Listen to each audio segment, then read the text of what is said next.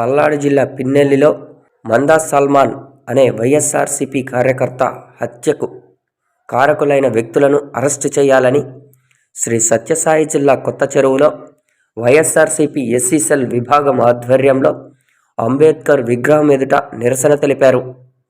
శ్రీ సత్యసాయి జిల్లాలోని ఎస్సీ సామాజిక వర్గానికి చెందిన వైసీపీ నాయకులు, కార్యకర్తలు అంబేద్కర్ విగ్రహానికి పూలమాల వేసి నివాళులర్పించారు.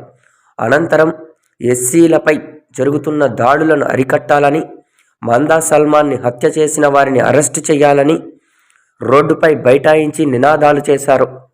రాష్ట్రంలో ప్రజాస్వామ్య వ్యవస్థ గాడి తప్పిందని, హోంమంత్రి వంగలపూడి అనిత తన పదవికి రాజీనామా చేయాలని వైఎస్ఆర్సీపీ ఎస్సీ సెల్ విభాగ అధ్యక్షుడు నరసింహమూర్తి డిమాండ్ చేశారు.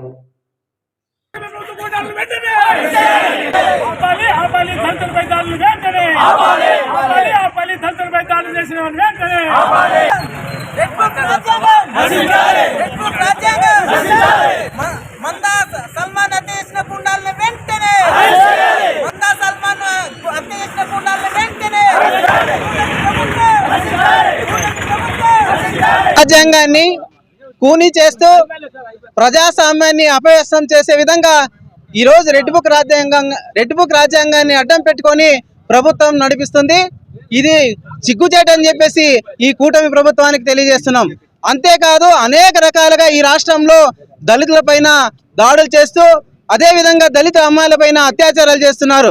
ఎంతవరకు కరెక్ట్ అని ఈ కూటమి ప్రభుత్వాన్ని, చంద్రబాబు నాయుడు అని అడుగుతున్నాం. అంతేకాదు ఈ రాష్ట్ర హోం మినిస్ట్రీ సాక్షాత్తు అనిత గారు ఒక దళిత మహిళ అయ్యి దళితులకు దాడులు జరుగుతుంటే, దళిత మహిళలపై అత్యాచారాలు జరుగుతుంటే కనీసం నోరు కూడా విప్పనటువంటి హోం మినిస్టర్ గారు ఈ రాష్ట్రంలో ఎందుకు మినిస్టర్గా ఉన్నారు?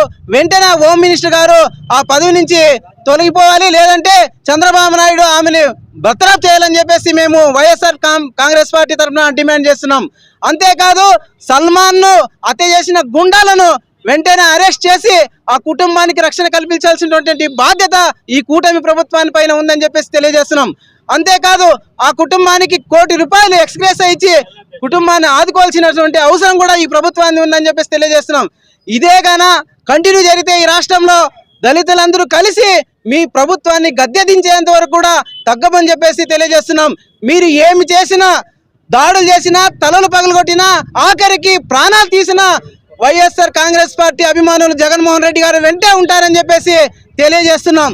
తస్మాత్ జాగ్రత్త చంద్రబాబు నాయుడు, మీరు ఇలాగే కొనసాగితే ఈ రాష్ట్రంలో ఉన్నటువంటి దళిత సంఘాలన్నీ ఏకమై మీ ప్రభుత్వాన్ని గద్దె దించేంత వరకు పోరాడతామని చెప్పేసి తెలియజేస్తున్నాం.